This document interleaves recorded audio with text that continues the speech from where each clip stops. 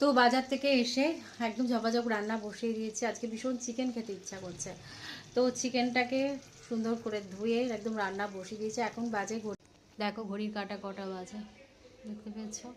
আর আমার ওদিকে চিকেন হচ্ছে, চিকেন এখন শেষের দিকে, এখন গ্যাসটাকে বন্ধ করলে আমার হয়ে যাবে। আর সকালবেলা তো ভাত করেছি, তো ভীষণ চিকেন খেতে ইচ্ছা করছে, কী করব। তো ওই জন্য ঝাপাঝপ করে চিকেনটা একটু কষা কষা করলাম, বেশ কষা দিয়ে খেতে ইচ্ছা করলো। তো ওই জন্য চিকেনটাকে বসিয়ে দিয়েছি ঝপাঝপ করে। তারপরে এবার জল ভরবো, বিছানা পরিষ্কার করার বাকি আছে, প্রচুর কাজ। খেতে বসতে বসতে 3:30 হয়ে যাবে।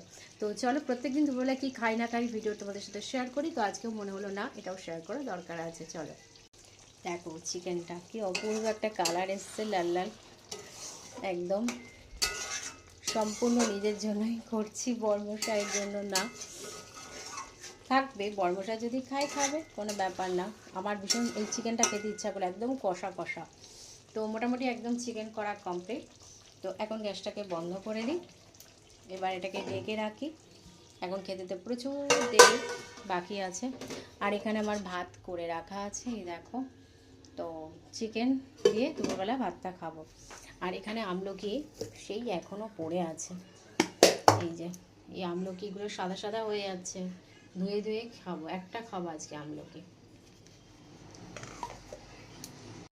এই কদিন আমলকি খেতে পারিনি, তো আজকে বের করলাম ওই জন্য।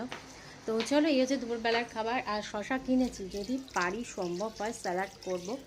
তো চলো এখনকার মতন ভিডিওটাকে এন্ড করি। আর এখন আমি জল ভরবো, তারপর বিছানা পরিষ্কার করবো। তো চলো টাটা। আবার বিকালবেলায়, বিকাল মানে পরের ভিডিওতে কি করি না করি সেগুলো তোমাদের সাথে শেয়ার করব। তো চলো এখনকার মতন টাটা।